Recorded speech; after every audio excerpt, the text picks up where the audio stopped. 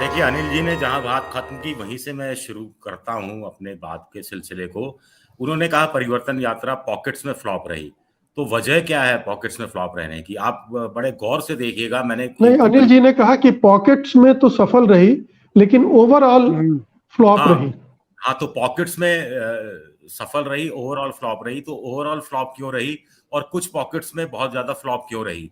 इसका मैं आज दिन में अध्ययन कर रहा था कुछ लोगों के साथ बैठकर, तो हमने ये देखा कि जहां जहां वसुंधरा के समर्थक थे और गहरे समर्थक थे, वहां पर परिवर्तन यात्रा बिल्कुल फ्लॉप रही है। इसमें बहुत सारे उदाहरण दिए जा सकते हैं, दर्जनों उदाहरण। और जहां जहां मुख्यमंत्री पद के चेहरे थे, 6-7 चेहरे जो हैं, वो अपने अपने इलाके में भीड़ जुटाने में सफल रहे, लेकिन कुछ हद तक सफल रहे। जो जबरन जुटाई हुई भीड़ होती है, तो स्वाभाविक तौर पर लोगों का अट्रैक्शन उस रूप में रहा नहीं।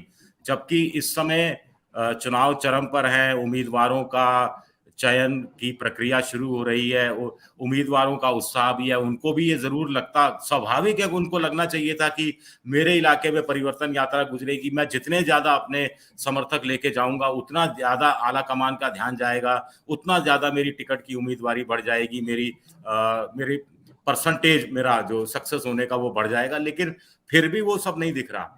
तो स्वाभाविक है कि वसुंधरा अपना खेल कर रही है पर्दे के पीछे, अपने समर्थकों को इशारा किया हुआ है, समर्थक घर बैठे हुए हैं, सहयोग नहीं कर रहे। एक चीज। दूसरा, मुझे लगता है कि अब महिला आरक्षण बिल आज पेश किया गया है और 25 साल से राजस्थान में मुख्यमंत्री का पद वसुंधरा के नाम पर आरक्षित हो गया था और कार्यकर्ताओं को भी इसकी आदत लग गई थी। अब आला कमान ये मुझे लगता है कि आम कैडर तक ये बात पहुंचाने में कामयाब नहीं हो रहा कि आखिर भाई सीएम के चेहरे के बिना हम चुनाव क्यों लड़ रहे हैं। 98 में आपके पास सीएम का चेहरा था, 2003 में था, 2008 में था, 2013 में था, 2018 में था।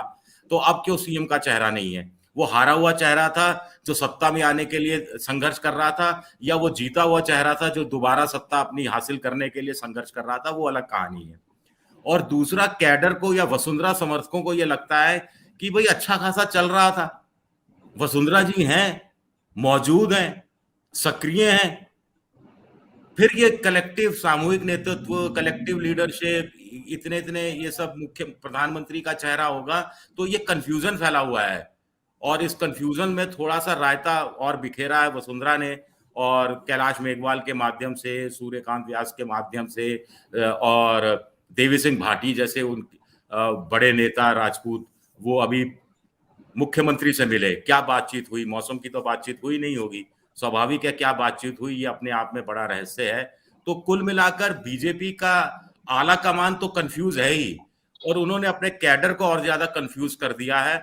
और जैसा अनिल जी ने कहा कि बीजेपी, उस पर हम आगे बात करेंगे, कि बीजेपी को सूझ नहीं रहा, दोराहे पर खड़ी है। राजेंद्र गुड़ा की लाल डेयरी के सहारे चुनाव लड़े, या सनातन के सहारे चुनाव लड़े, या सचिन पायलट का नाम लेकर चुनाव लड़े, उनको कुछ सूझ नहीं रहा है। जी।